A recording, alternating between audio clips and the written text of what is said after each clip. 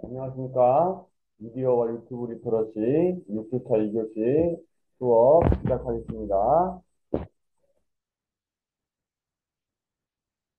이제 우리가 이제 앞에서, 어, 미디어 리터러시, 이제 쓰기에 관해서 했죠? 네. 그런데, 표현, 쓰기, 선생님의 말은 이해가 가지만, 쓰기가 뭐 쉽지 않은 일이잖아요.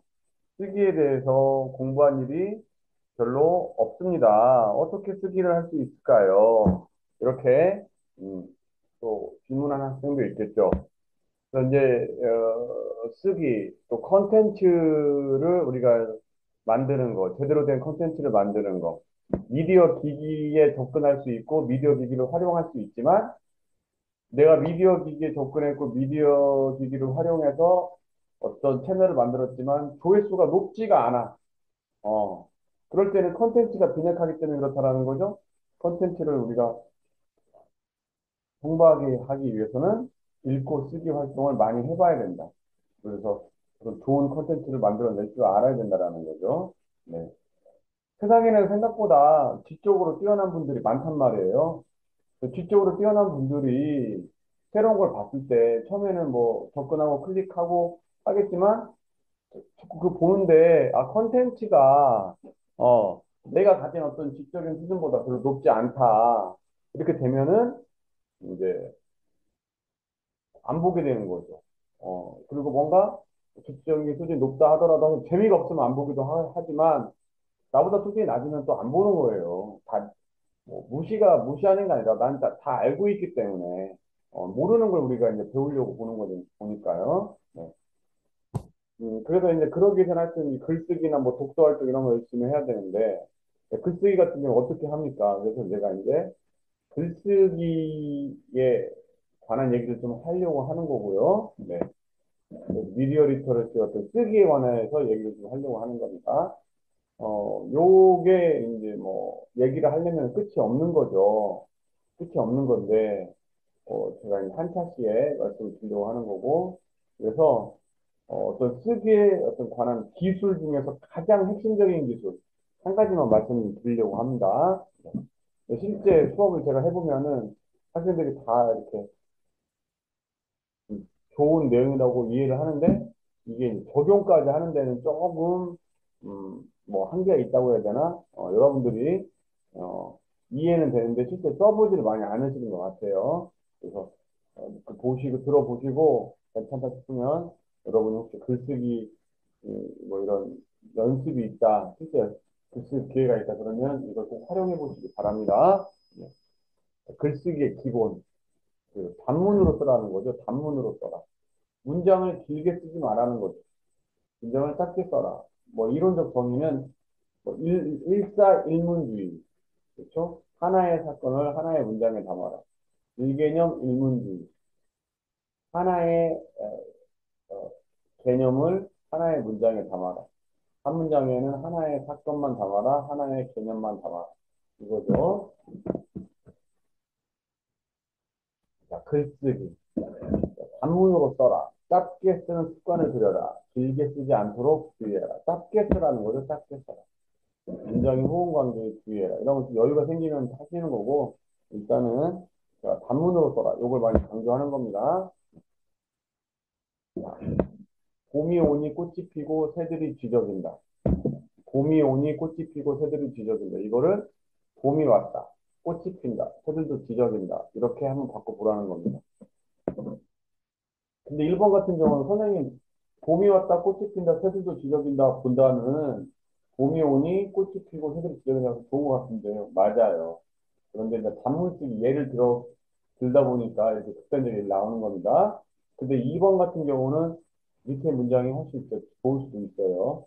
아침에 늦게 일어나 허겁지겁 세수를 하고 아침밥을 재빨리 먹어치우고 학교로 내달렸으나 나는 결국 지각을 했다. 아침에 늦게 일어났다. 허겁지겁 세수를 했다. 아침밥을 재빨리 먹어치웠다. 학교로 내달렸다. 그러나 나는 결국 지각을 했다. 어, 근데 밑에 문장도 너무 많이 끊었다 싶으면 뭐 아침에 늦게 일어나 허겁지겁 세수를 했다. 이렇게 이 정도 써주면 더 좋죠. 아침밥을 재빨리 먹어치우고 어, 아침밥을 재빨리 먹어치웠다. 학교로 내달렸으나 결국 지각을 했다. 이 정도 써주면 세 개 문장 정도 써주면 좋을 것 같아요. 네. 문장을 짧게 써라. 단문 쓰기를 해라. 지금 말하고 있는 겁니다. 얼굴이 아주 예쁜 세인이가 어제 우리 집에 놀러 왔다. 그래서 세인이는 얼굴이 아주 예쁘다. 그녀가 어제 우리 집에 놀러 왔다. 어, 세인이가 세인이는 얼굴이 예쁘다. 어제 우리 집에 놀러 왔다. 뭐 이렇게 미적으로 써도 되는 거죠. 자, 우리 유시민 선생님이 쓰신 글쓰기 특강 책에 이런 부분이 나옵니다. 본인이 쓴 책이 글인데 1894년 9월 어느 날 프랑스의 참모본부 정보국은 프랑스 주재 독일 대사관에 우편하면서 공천엔 한 장의 편지를 입수했다. 그 편지의 수취인은 독일 대사관 문관의 히버르트 코펜이었고 발신인은 익명이었으며 내용물은 프랑스 육군 기밀문서의 명세서였다. 스파이 활동의 거점인 독일 대사관을 감시하고 배반자를 체포하느라 골머리를 앓고 있던 참모본부는 명세서를 작성한 사람이 참모본부 내에 있는 자이거나 최소한 그런 자와 가까운 연관을 가진 인물이라는 심정을 붙이고 수사를 시작했다. 거의 대부분의 문장이 좀 긴 문장들이죠. 자, 이런 것들을 네, 대장판 글이 이렇게 있었습니다. 음, 그럼에도 이제 맨 마지막 글 다시 붙이는 거. 요 글이 이제 유시민 선생님이 나는 이 마지막 글 이런 식으로 써야 된다. 이게 가장 좋다. 본인도 그러하지 못했다. 네, 그런 부분을 말씀을 하시는 거예요. 본인의 책에서. 네. 첫 문장이 가장 마음에 들어요. 저 같은 경우는. 사건은 1894년 9월에 일어났다. 아, 일어났다 하고 딱 끝나죠? 네. 프랑스 육군 참모본부 정보국 요원이 프랑스 주재 독일 대사관을 입선하면서 편지 봉투를 하나 훔쳤다. 하고 딱. 네. 독일 대사관 무관 슈바르트 코펜에게 보낸 것이었고 발신인은 알 수 없었다. 거기에는 프랑스 육군 기밀문서의 내용을 적은 영세서가 들어 있었다. 군사 정보를 적국에 팔아먹는 스파이를 찾아내느라 골머리를 썩이던 참모본부는 이 명세서를 작성한 사람이 참모본부 요원이거나 요원과 가까운 인물일 것이라고 추정하고 조사를 벌였다. 이렇게. 그렇죠? 그래서 여기 이 초판글에서 초판글과 비교를 해보면은 엄청 더 우리가 읽는 사람 입장에서 이해하기가 훨씬 더 쉽다. 그렇죠? 이해하는 사람 입장에서 훨씬 더 이해하기 쉽다라는 거죠. 대장판글도 있었지만 이것도 저도 마음에 들지 않았고 이제전만 읽은 부분 여기. 네. 아까도 말씀드렸지만 저 같은 경우는 개인적으로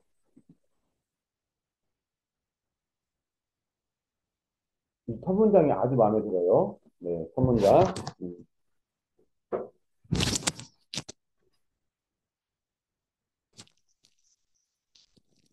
첫 문장이 사건은 1894년 9월에 일어났다. 이렇게 딱. 네.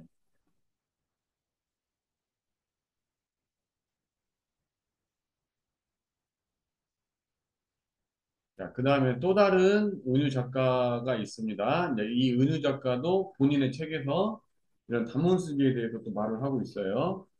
자, 글쓰기 수업을 마칠 즈음이면 뭔가 빚쟁이의 심정이 된다. 학인들에게 이제 은유 작가께서는 이제 본인의 학생들을 이제 학인이라고 불렀어요. 그래서 학인들에게 도움이 되었을지 아니면 무엇이 부족했는지 궁금하다. 하루는 뒤풀이 자리에서 넌지시 물어보았더니 한 학인이 얼른 대답했다. 지금까지 배운 것 중에서 뭐가 좀 도움이 되었느냐. 그랬더니 끊어치기요 이렇게 말을 한다는 거죠. 끊어치기요.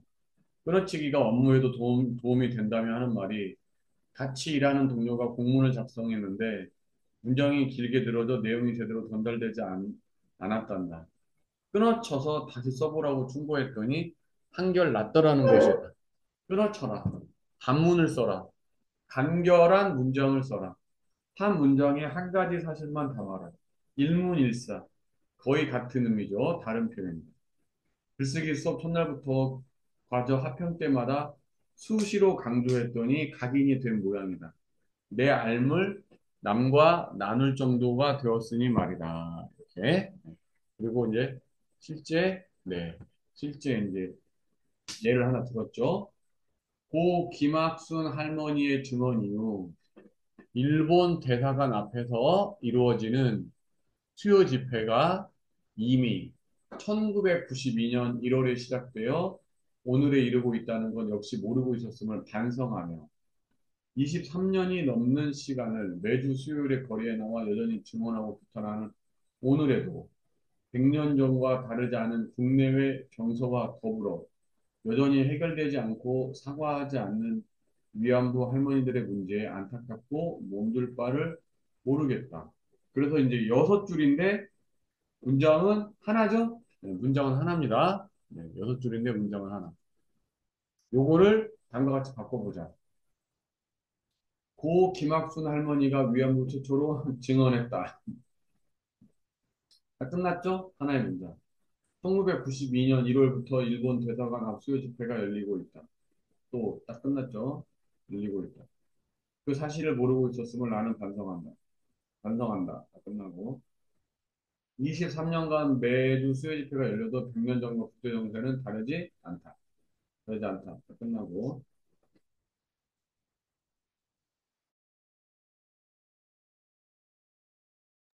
자, 위안부 문제는 여전히 해결되지 않고 있다. 딱 끝나죠. 네.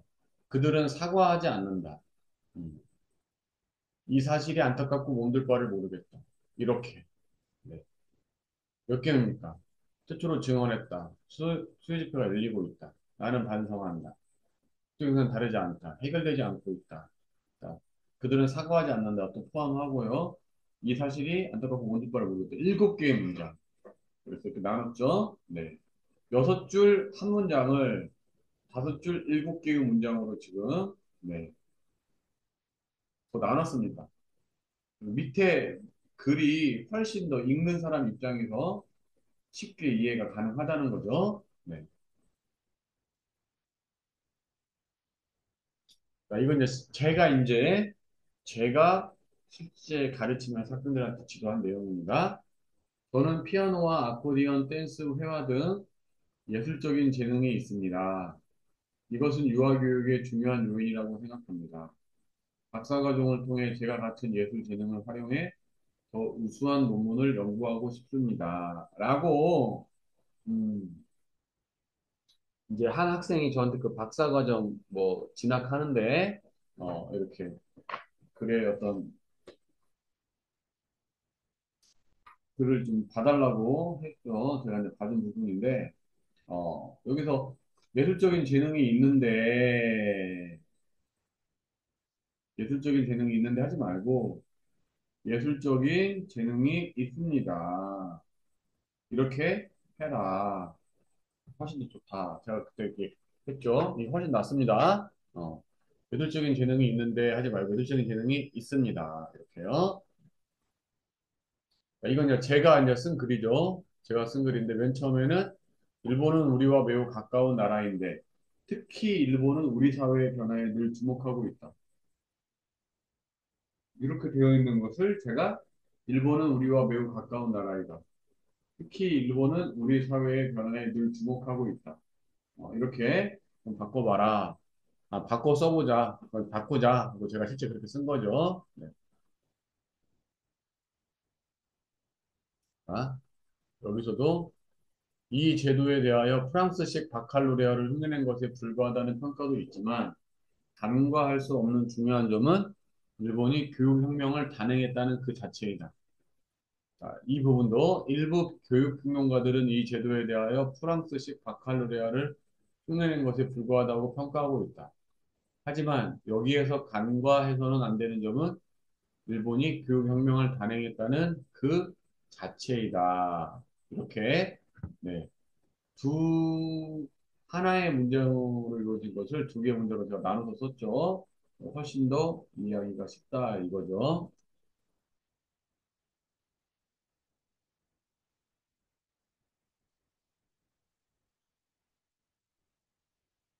실제 학생들이 쓴 겁니다. 아무런 잘못을 하지 않았음에도 영화는 좋아하는 친구와 즐겁게 놀 수도 없고 어른들의 눈치를 봐야 하며 급기야 옮겨온 어린이집에서 또 다른 곳으로 옮기게 될 처지에 놓여 있게 되었습니다. 어째서 이 어린아이는 이런 상황에 처하게 되었을까요? 제가 이제 다른 학과 유아교육학과 학생들 수업할 때 그 이제 유아교육과 관련된 소설을 읽고 독후감을 써라 도출해라 근데 이제 그런 부분인데 여기도 보면은 이제 처음 첫 번째 문장 너무 길게 썼죠? 네. 그래서 이런 부분도 아무런 잘못을 하지 않았음에도 영화는 좋아하는 친구와 놀 수 없고 어른들의 눈치를 봐야 한다. 이렇게 딱 끝나는 거죠. 급기야 옮겨온 지 얼마 안 된 어린이집에서 또다시 다른 곳으로 옮겨야 하는 처지에 놓이게 된다. 그래서 하나의 문장을 두 개의 문장으로 나눠 봤습니다. 이게 훨씬 더 이해하기 쉽다.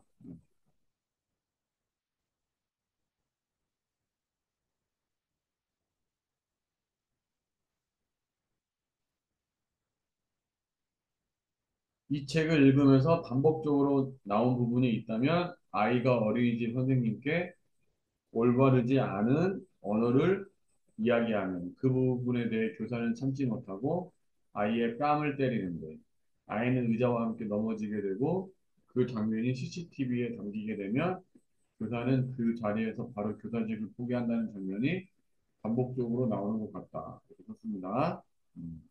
그래서 제가 이거 붙여봤습니다. 반복적으로 나오는 장면이 있다. 아이가 어린이집 선생님께 올바르지 않은 언어로 이야기하면 그것에 대해 교사는 참지 못하고 아이의 뺨을 때린다. 뺨을 맞은 아이는 의자와 함께 넘어진다.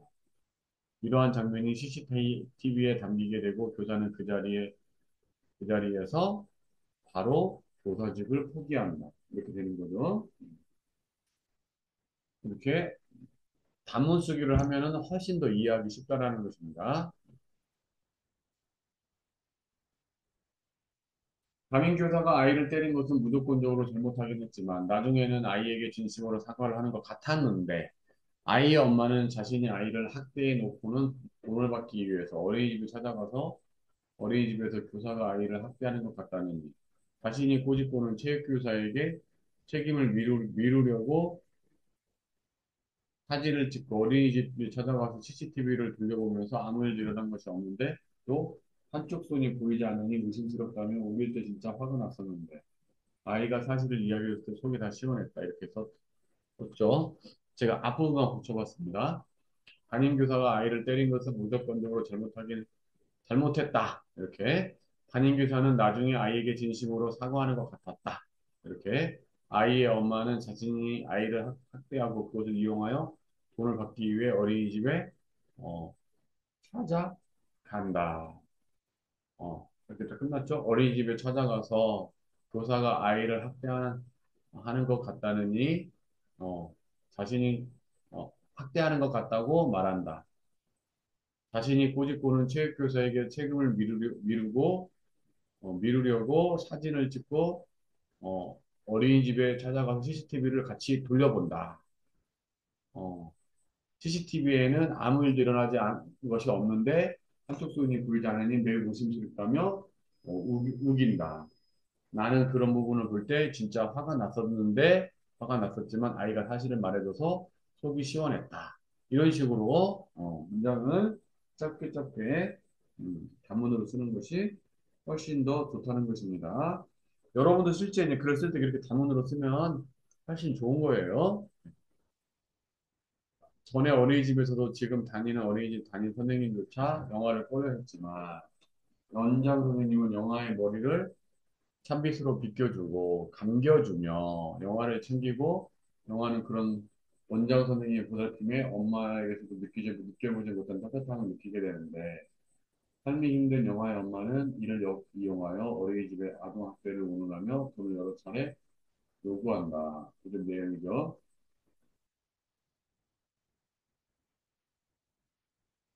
그래서 이 부분은 지금 다니는 어린이집 담임 선생님조차 영어를 꺼려했다. 꺼려했다. 다 끝나고. 원장 선생님은 영화의 머리를 찬빗으로 빗겨주고 감겨주며 영화를 챙겼다. 영화는 그런 원장 선생님의 보살핌이 엄마에게서도 느껴보지 못한 따뜻함을 느끼게 된다. 삶이 힘든 영화의 엄마는 이를 역이용하여 어린이집의 아동학대를 운운하며 돈을 여러 차례 요구한다. 이런 식으로요. 7살 영화, 책 속에 나오는 영화는 페레이꽃 이름을 아는 꽃을 좋아하며 선생님의 표정을 보며 마음을 읽는 눈치가 빠르고 얼굴 한 번 본 적 없는 아빠를 그리워하며 약속을 지키지 않고 거짓말을 시키는 엄마를 둔 엄마의 행동이 잘못된 것을 알고 사실대로 올바르게 말하나. 여기도 이제 하나의 문장으로 길게 썼죠. 이것도 영화는 페랭이 꽃 이름을 아는 꽃을 좋아하는 아이이다 하고 딱 끝나는 거죠. 선생님의 표정을 보며 마음을 읽는 눈치가 빠르다. 얼굴 한번 본 적 없는 아빠를 그리워한다. 약속을 지키지 않고 거짓말하는 엄마를 두었다. 하지만 엄마의 행동이 잘못된 것을 알고 사실대로 올바르게 말을 한다. 이런 식으로요. 요거는 이제 다른 글이죠. 저건 사람도 아니다라는 거. 우리 학교에서 제가 독후감 받은 겁니다. 네, 이 미디어 리터러시 시간에요. 자, 주인공은 회사에서 잘리지 않기 위해서 회사 일에 전념하기 위해 당분간 도우미를 쓰기로 하는데 그 도우미가 로봇 도우미, 주인공과 똑같이 생긴 트윈 사이보그 도우미를 고용하는데 처음에는 집안일과 아이를 같이 하다가 주인공이 중요한 미팅이 있는 날 몸살이 걸리면서 로봇이 주인공 대신 첫 출근을 하게 됐는데 주인공이 해야 하는 일보다 훨씬 더 잘해내면서 중요한 디자인 작업이 있는 며칠 동안은 아예 주인공이 집에서 살림을 하고 로봇이 직장에 나가 일을 하게 되는데 주인공은 다시 집안으로 돌아오고 집안일은 끝이 보이지 않고 아이는 주인공이 해준 음식이 맛없다며 먹지도 않았다. 네. 하나, 둘, 셋, 넷, 다섯, 여섯, 일곱, 여덟, 아홉, 열, 열하나, 12줄. 12줄이 하나의 문장이에요. 12줄이 하나의 문장. 끝나질 않아요. 이런 것을 주인공은 회사에서 잘리지 않고 회사 일에 전념하기 위해 도우미를 쓰기로 하였다. 그 도우미는 로봇 도우미면서 주인공과 똑같이 생겼다. 주인공과 아이를 같이 돌보다가 주인공이 중요한 미팅이 있는 날 몸살이 걸리면서 처음으로 로봇이 주인공 대신 출근하게 되었다. 로봇 도우미는 주인공보다 일을 훨씬 잘 해내었다. 그렇게 되자 중요한 디자인 작업이 있는 며칠 동안은 아예 주인공이 집에서 살림을 하고 로봇이 직장에 나가 일을 하였다. 주인공은 집에서 집안일을 하는데 집안일은 끝이 보이지 않았다. 아이는 주인공이 해준 음식이 맛없다며 먹지도 않았다. 여기서도 더 짧게 나눌 수도 있지만 일단 제가 앞에 하나의 문장보다는 7개의 문장으로 나눠 보았습니다. 훨씬 더 이해하기가 쉽죠? 여러분들도 보실 때 아마 그렇게 느끼실 거예요. 네. 우리도 쓸 때도 이렇게 써야 된다. 그래서 우리가 쓸 때, 글쓰기 할 때 가장 기본적인 기술을 제가 하나 말씀을 드린 거고 실제 이제 단문 쓰기를 학생들이 못하는 학생만 있냐? 그렇지 않은 거죠. 잘하는 학생도 있습니다. 먼저 컨테이너라는 작품을 읽었답니다. 다문화 가정에서 태어난 아이가 주인공으로 나옵니다. 물론 주인공 시점이지요. 어린이집 선생님 베트남인 엄마와 한국인 아빠 할머니와 외할아버지가 나옵니다. 이렇게 여기서 단문 쓰기를 잘한 거죠. 미나는 사람이 아니라 반려견 진돗개였습니다. 하고 그런데도 저는 그를 중반까지 읽어서야 미나가 강함이라는 것을 알아챘습니다. 제가 눈치가 없었던 탓일까요? 저는 가족에 관해 말하고 싶습니다. 가족의 형태는 다양합니다. 그래서 본 가족처럼 꼭 같은 형태가 아니더라도 말을 거치지 않고 눈빛만으로도 통하는 그런 사이. 그리고 문득 원장을 보며 자연스럽게 저희 어머니를 떠올렸습니다. 어릴 적 독감으로 아픈 저를 두고 출근해야 하는 어머니 마음도 모른 채 그저 서운함만 표현하기 바쁘던 그때의 제가 떠올라 죄송한 마음이 들었습니다. 네. 소도시에 있는 어린이집 원장에 나는 걱정이 있다 하고 처음에 딱 짧은 문장을 썼죠. 다음은 바로 아이들이 저거 어린이집 운영이 힘들었기 때문이다. 이렇게. 결국 그녀는 국가의 지원을 받기 위해 공공형 어린이집을 신청하기로 하지만 정원 비달로 인해 그것도 쉽지가 않다. 마침 그런 상황에서 두 아이를 입학시키기 위해 부모님 두식이 찾아온다. 그는 자신들의 경제 상황을 핑계로 큰 아이만 등록하겠다 말한다. 네, 이렇게 단문 쓰기를 잘한 분도 있습니다. 네, 단문 쓰기 2. 단문 쓰기. 문장의 분노더기를 없애라. 그렇죠? 불필요한 부분 최대한 빼라는 겁니다. 네, 그리고 이제 너무 같은 거 너무 많이 쓰니까 너무는 좀 빼라. 그런 부분을 좀 말씀드리고 싶고요. 어, 자, 우리가 이제 여러분 고등학교 때 또는 중학교 때 배운 분도 계실 거고 시가 하나 있어요. 김성명 시인의 시. 나무로 창을 내겠소. 밭이 한창가리. 뱅이로 파고 호미론 풀을 맺지요. 구름이 꼬인다 갈리 있어 새 노래는 공으로 들으라오 강냉이가 있걸랑 함께와 자셔도 좋소. 자, 뒷부분 여러분 혹시 어떻게 내용이 이어지는지 기억하세요? 자, 왜 사느냐고 묻거들랑 그냥 웃지요. 왜 사냐건 그냥 웃지요. 왜 사냐건 웃지요. 이렇게 있어요. 여러분도 이건 뭐일 것 같아요? 그래서 제가 실제 현장 수업을 해보면은 가운데를 말씀하시는 분이 가장 많고, 네, 왜 왼쪽, 사느냐고 묻거들랑 그냥 웃지요. 이게 두 번째로 많고, 왜 사냐건 웃지요. 요게 이제 가장 적습니다. 네. 가운데가 가장 많아요. 그런데 실제로는 뭡니까? 우리가 지금 단문 쓰기 최대한 불필요한 부분을 빼라, 군더더기를 빼라, 그걸 공부하고 있잖아요. 그러니까 사실은 첫 번째입니다. 첫 번째. 왜 사냥은 웃지요. 아니, 세 번째요. 요게 맞습니다. 왜 사냥은 웃지요. 요게 아주 담백하게 쓴 거죠. 불필요한 부분 빼라. 뭐, 시니까 더 그런 것도 있지만, 네. 자, 여기도 지금 한 소설가 우리나라 김혜란 소설가의 소설인가요? 여기도 보면은 1995년 1월 우리는 다시 독일로 돌아왔다. 92년에서 그 3년까지 베를린에 살다 한국으로 돌아온 지 겨우 1년이 지나서였다. 우리가 도착한 곳은 플라우엔이라고 불리는 5년 전까지만 해도 동독 지역이었던 작은 도시였다. 이게 다 문제 다 짧잖아요. 이게 그 소설의 맨 첫 부분이거든요. 네. 버려진 건물들, 황량한 고원, 술냄새를 풍기며 전차 정류장에 앉아있는 남자들. 그것은 내가 알던 독일의 모습과 거리가 멀었다. 호 아저씨의 저녁 초대를 받은 날 엄마는 평소에는 입지 않던 예쁜 투피스를 꺼내 다려입고 화사하게 화장했다. 이렇게 딱 짧아요. 여러분들 다 읽어보시면. 또 여기도 보면은 이모는 동이 틀 무렵 엄마의 병실을 찾아왔다. 아직은 어두운 시간이었지만 엄마는 그 어둠 속에서도 이모의 얼굴을 금방 알아볼 수 있었다. 이모는 16살 때의 모습 그대로였다. 하나로 묶은 긴 머리, 검은 뿔테 안경, 손수지에 물방울 무늬 여러 원피스 차림의 이모. 이모는 무덤덤한 얼굴로 인공관절 삽입수술을 한 엄마의 오른쪽 무릎에 손을 얹었다. 여기 보면은 다 짭짤한 걸 알 수 있습니다.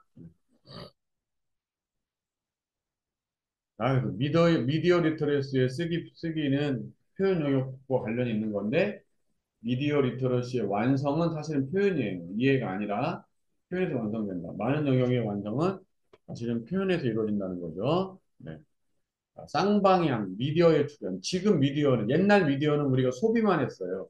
이해만 했다라는 거죠. 그러나 지금은 쌍방향 미디어이기 때문에 누구나 다 작가, 제작자가 될 수 있어요. 나도 표현할 수 있다. 나도 표현할 수 있다. 음. 자, 그래서 표현하고자 하는 욕구를 길러라. 표현 욕구에 대해 긍정적으로 생각하자 이거죠. 긍정적으로 생각하자. 표현 욕구를 실천해보자. 네.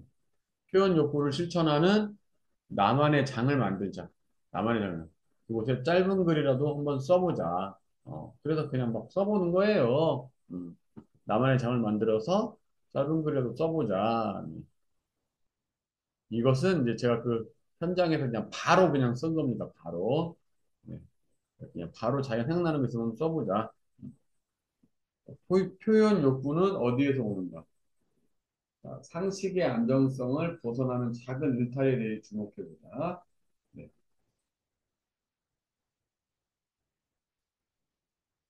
자, 표현 욕구. 여러분, 더 리더 책 읽어주는 남자. 그래서 여주인공이 문명인 것을 언제 알았어요? 그런 부분이 있죠. 좀 특별한 부분, 그런 것에 대해서 자기가 자꾸 표현해보자. 그런 말씀을 드리는 거예요. 잘 닦인 도로 위에 매우 작은 요철처럼 그냥 지나칠 수 없는 거 있잖아요. 여러분들이 보는 것 보고 마음이 한번 살짝 튕겨주는 거.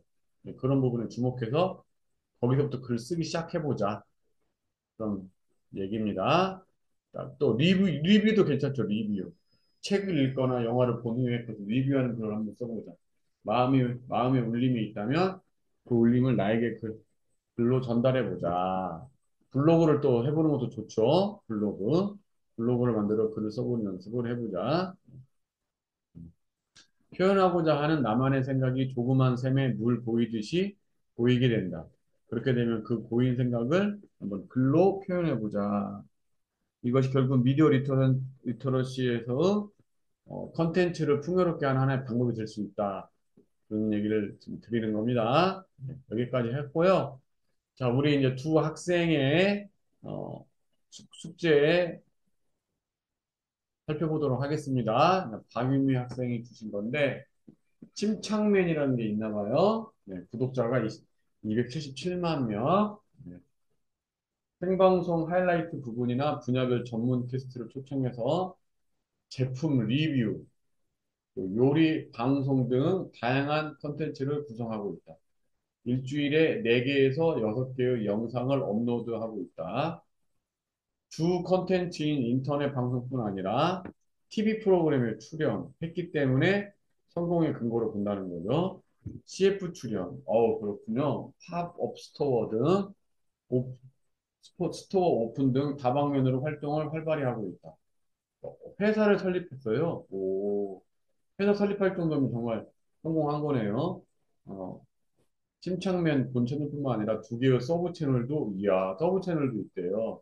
구독자 수가 75만 명, 40만 명이 달한대요. 실버 버튼 2개, 골드 버튼 1개를 보여줍니다. 오, 대단합니다. 객관적 근거 잘 쓰셨고요. 토크 주제에 맞는 전문가를 초청하여 보는 사람들의 흥미가 생길 수 있게 이야기를 풀어나가고 있다. 출연했던 게스트들의 재출연해서 당장과의 좋은 케미를 보여주고 있다. 생방송을 보는 시청자들과의 소통으로 재미있는 상황을 연출하고 있다. 내적 친밀감을 형성한다. 이런 것들이 성공한 이유에 해당된다. 이러는 거죠. 네. 흥미 있게 이야기를 풀어나간다. 네. 그리고 어떤 이 시청자들과 하는 어떤 소통이 있나 봐요. 그런 부분에서 침착맨 네.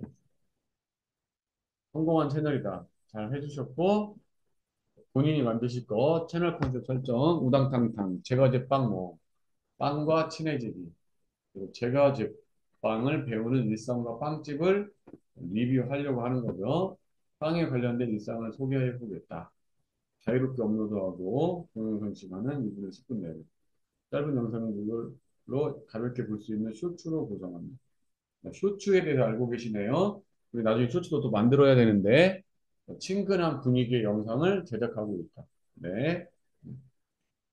자, 한 분 더 거 볼까요? 자, 김가을 학생이 채널명, 성공한 콘텐츠를 주둥이 방송이라는 게 있나 봐요. 주둥이 방송 139만 명 구독자 수가. 네. 방송에서 사람들의 고민거리를 들어주고 상담해주거나 시청자들과 논란거리에 대해 토론하는 것, 시청자들과 일상을 소통하는 것, 평균 70만의 조회수가 나온다. 유튜브 외에 다른 사이트들에서도 인기가 있다. 상담 유튜버 중에서 인기가 있다. 인기가 있다라는 건 어떻게 우리가 또 알 수 있는지 좀 더 객관적인 걸 또 들어줬으면 더 좋았을 뻔했네요. 네.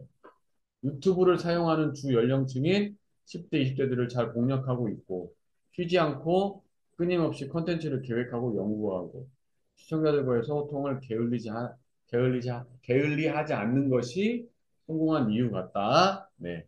주둥이 방송 잘 써주셨고요. 채널 컨셉 설정. 본인이 하실 것은 푸시, 싱글벙글 롤 탐방기. 자, 롤 탐방기, 롤 뭐 게임 말씀하시는 건가 봐요. 게임을 좋아한다. 제작 목적이죠. 창작 목적. 이걸 하게 된 이유. 재미있는 영상을 제작하고 싶다. 사람들의 긍정적인 반응을 얻고 싶다. 신박한 게임 플레이를 통해 시청자도 즐기게끔 뭐 하는 영상을 만들고 싶다. 시청자들에게 웃음을 주는 영상을 만들고 싶다. 네. 여기 제작 창작 목적, 채널의 어떤 취지 성격 잘 써주셨네요. 업로드 횟수는 주 1회에서 2회, 동영상 시간은 5분 내외. 채널의 어떤 특징, 게임의 웃긴 상황이나 멋있는 장면을 짧게 편집한다. 그렇죠? 연출한 거 아닌데 하다 보니까 그렇게 나온 거죠. 그런 어떤 웃긴 상황이나 멋있는 장면, 짧게 편집한다. 신박한 게임 방식을 사람들에게 보여준다.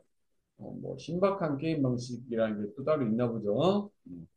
저는 이제 개인적으로 게임을 전혀 할 줄 몰라가지고 안 하는 게 아니라 할 줄 몰라가지고 이제 못 하다 보니까 안 하게 됐죠. 신박한 게임 방식, 기타, 다른 다양한 게임 플레이 영상을 보고 참고하여 콘텐츠를 제작할 예정이다. 네. 그러니까 저도 보면은 뭐 게임을 이렇게 관심이 제가 그렇게 많지는 않으니까 그런 채널들을 보지는 않는데 가끔 이렇게 넘기다 보면은 게임 채널들이 좀 있더라고요. 네. 그래서 뭐 그런 게임 채널로 제가 이해를 할 수 있을 것 같은데 하여튼 다른 다양한 게임 플레이 영상을 보고 참고해서 콘텐츠를 제작하겠다 이렇게 말씀을 하시니까 좋은 콘텐츠가 또 기대가 됩니다. 네. 이렇게 해서 제가 이제 6주차 2교시까지 수업을 마쳤고, 우리 7주차에 시험을 봅니다. 7주차 1교시에 시험 문제가 다 나가니까요. 7주차 1교시에 시험 문제 나가니까 꼭 영상 꼭 보시고 시험을 보세요.